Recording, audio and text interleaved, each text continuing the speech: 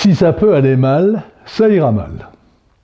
Cette loi, énoncée avec humour par Edward Murphy, et reposant sur un constat aussi évident que celui de la file d'à côté qui avance toujours plus vite que celle dans laquelle on se trouve, peut être combattue avec efficacité si au sein de votre entreprise, vous adoptez 9 réflexes pour la combattre. 1. Restez simple dans votre organisation. Par nature, les environnements chaotiques sont complexes et volatiles. Mais en face, des organisations simples et fluides peuvent s'adapter rapidement à un environnement changeant en se tournant naturellement vers l'avenir et en se libérant de leur carcan hiérarchique.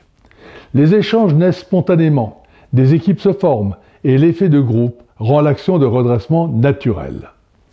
2. Valoriser et encourager la communication. La communication est le système sanguin de toute organisation. Celles qui se démènent dans un environnement chaotique font face à un énorme défi. La communication doit donc être ouverte pour se répandre rapidement dans toutes les strates de l'entreprise et permettre ainsi la mobilisation des énergies pour faire face aux enjeux. 3. Soyez totalement transparent. Les organisations opaques sont désarmées dans les turbulences. Lorsque les services sont organisés en silos, comment voulez-vous qu'ils interagissent face aux menaces extérieures?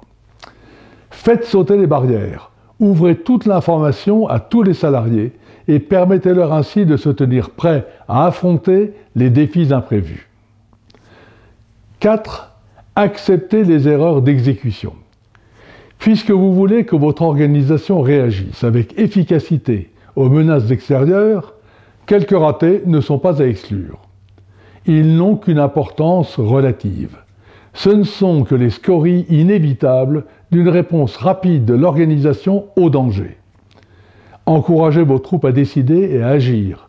Ne blâmez pas les ratés, vous les surmonterez facilement grâce à la vitesse acquise dans l'exécution. 5. Laissez une part à l'improvisation. Comme dans une grille de jazz, vous avez cadré le thème. Laissez ensuite chacun des membres de votre orchestre jouer son chorus. Il libérera sa créativité, se donnera à fond dans le jeu collectif et contribuera pour sa part et à sa place au succès du groupe tout entier. 6. Concentrez les formations sur le développement du jugement, de la créativité et de la conception. Pour apprendre à vos collaborateurs à réagir face à un monde hostile, il faut des formations dynamiques, plus ancrées dans l'attitude et le comportement que dans des connaissances académiques. 7. Définissez votre entreprise par sa mission. Vous avez d'excellents produits, des services remarquables? Bien. Votre qualité est exceptionnelle? Encore mieux. Mais quelle est votre mission? Quels sont les buts que vous poursuivez? Où se trouve la noblesse de votre action?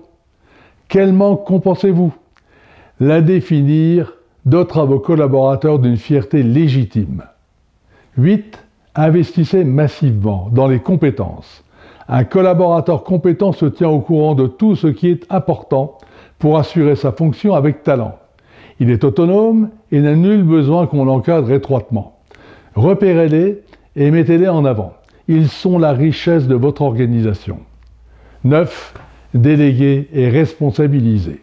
En déléguant largement à vos collaborateurs, vous libérez des torrents d'initiatives, d'idées et d'énergie. C'est votre meilleur rempart face au chaos extérieur. Le foisonnement des idées, l'enthousiasme des hommes et l'énergie sont les ingrédients qui éloignent les dangers. Oui, Murphy peut être contredit.